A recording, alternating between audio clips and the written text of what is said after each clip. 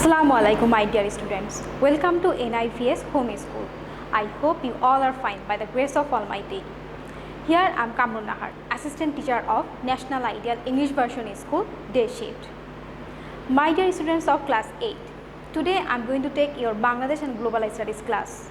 And our today's topic is Lesson 4, 5 and 6 from Chapter 1. And the name of this chapter is The Colonial Age and the Liberation War of Bangladesh. In our previous class, we have learned about the colonial rule and the European trade, the arrival of the European trade in Bengal. And today we will know about the impacts of the British East India Company and the British rule in this subcontinent. So let's start our class.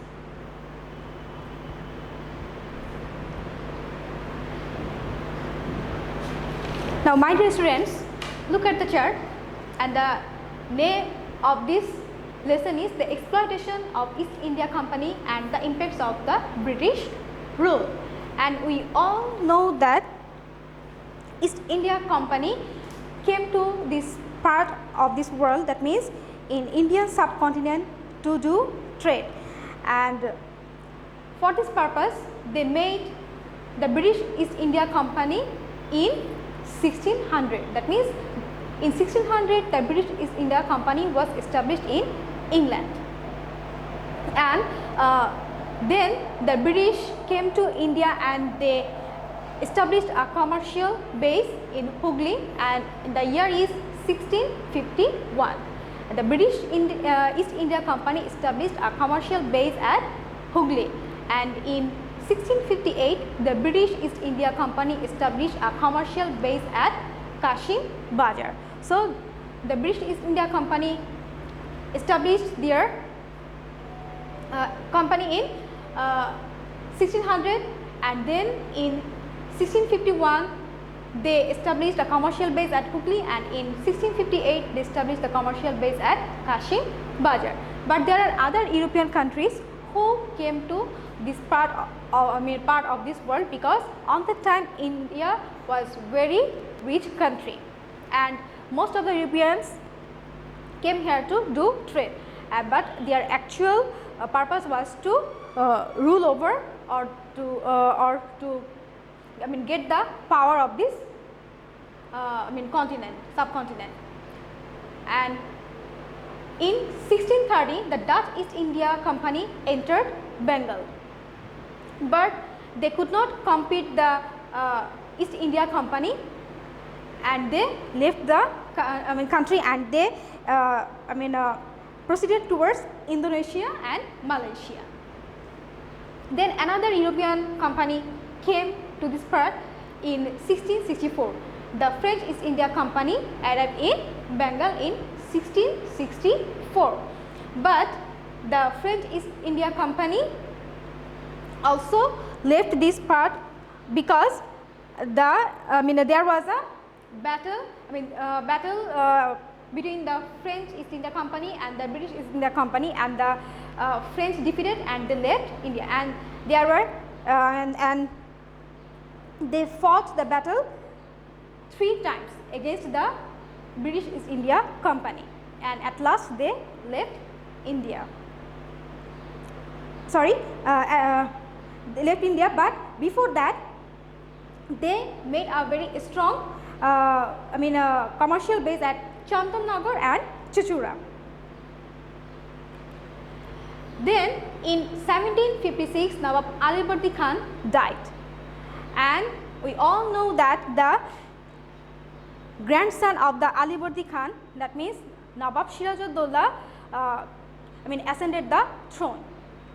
But there was a dispute or conspiration arise in the family members, and among them the Ghosheti Begum, that means the maternal aunt of the Nawab, was noteworthy, and the commander-in-chief Mir Jafar also joined the conspiracy.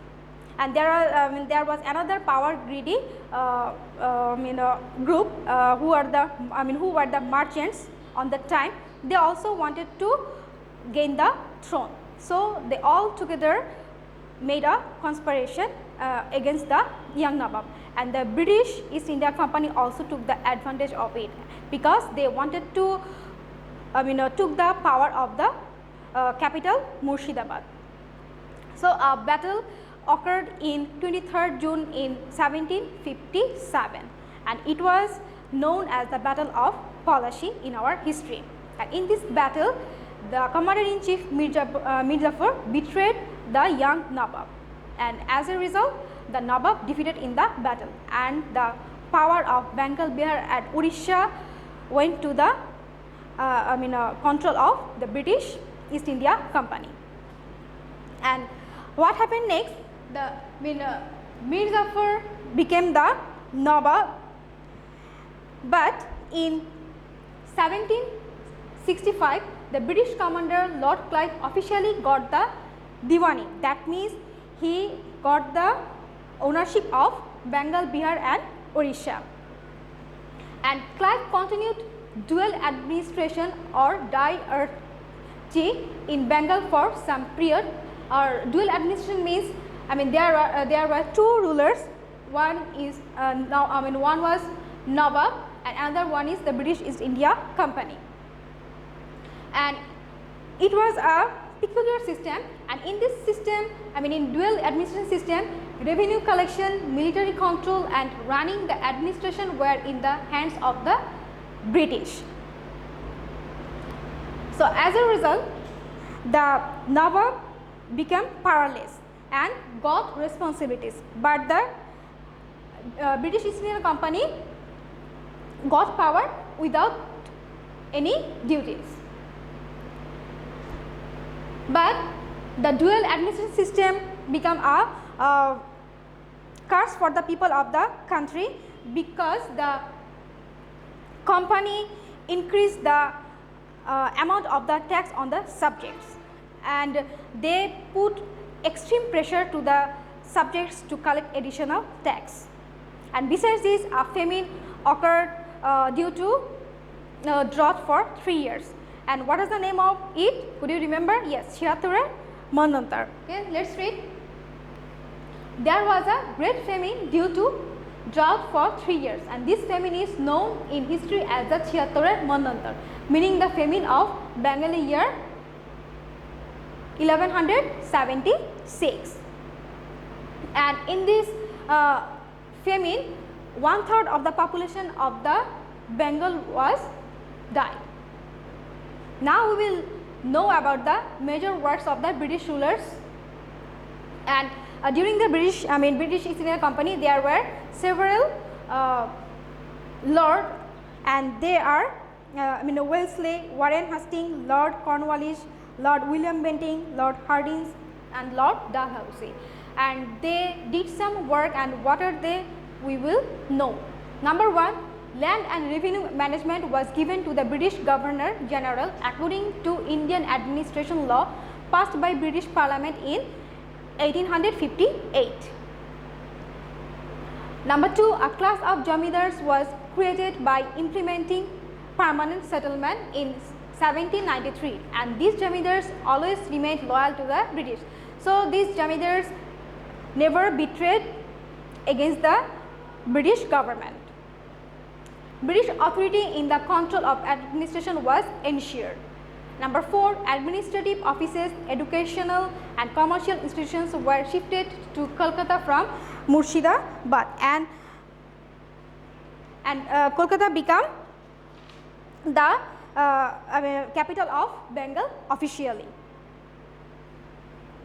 But beside this, Lord William Bentinck and Lord Hardinge took steps to expand education, stop early marriage and to introduce widow marriage. But they also cooperated to the Raja Ram Mohan Roy and Ishwar Chandra Vidyasagar to stop the social superstitions like Satida Protha. And in Satida, the widow was burnt alive with the dead body of her husband.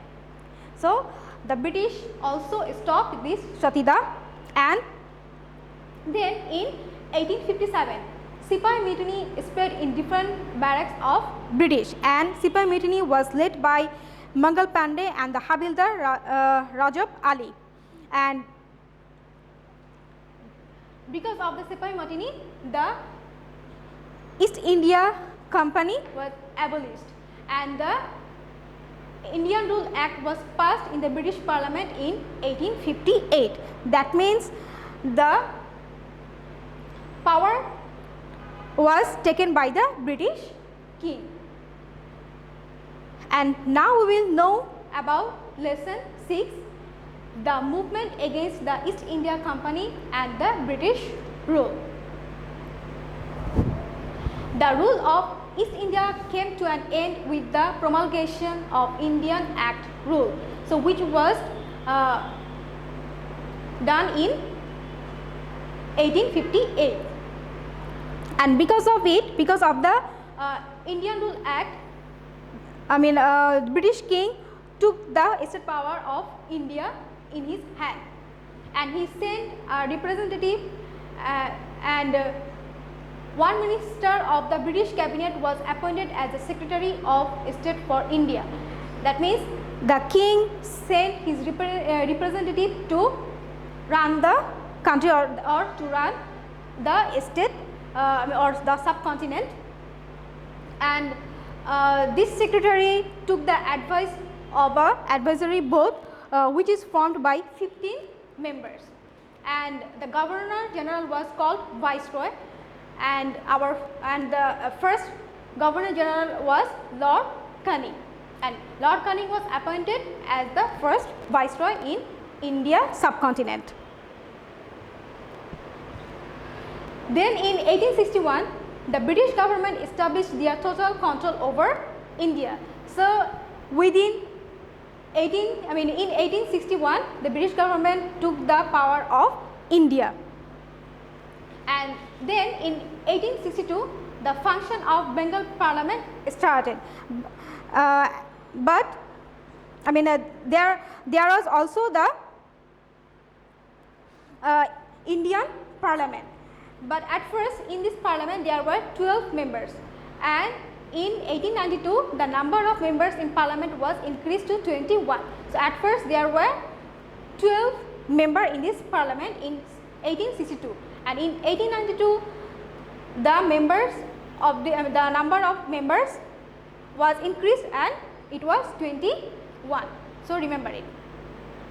But before that, in 1852 the British government decided to divide Bengal into 2 provinces, and in 1903 demarcation was made to divide Bengal. So they demarcation was made to divide the Bengal into 2 provinces, and that means they decided which province will go to the which part. And now in 1905 Bengal was divided into 2 provinces. So at last they became successful to divide the Bengal. And during the British rule, the backbone of economy was almost ruined during the British rule, and our agriculture sector and our weaving sector is also ruined because of the British government, and there's no commercial or the business industry in this part of the subcontinent. But the Britain was the richest country of the world while India was a British colony. So on the time, during the British colonial rule, Britain was the richest country of the world because they took the wealth from India and they sent it to the Britain or their own country. So because of India, on the time Britain was the richest countries of the world. So lesson 4, 5 and 6 is about the East India Company, the impacts of the East India Company and the British rule, and the movement of the movement against the East India Company and the British rule. So this is lesson 4, 5 and 6, my dear students. And now look, there is a homework number 9, and you will do as your homework 8 MCQ. You will make 8 MCQ from lesson 4, 5 and 6. So my dear students, what have we learned today? We have learned about the impacts of the British East India Company and the British rule in the Indian subcontinent, and we also know about the movements against the East India Company and the British rule. So my dear students, that's all for today. I hope you have understood about today's topic. Do your homework in your assigned homework copy regularly and submit it on every Sunday within 8 am to 4 pm. Study regularly and abide by your parents. See you again. Allah Hafiz.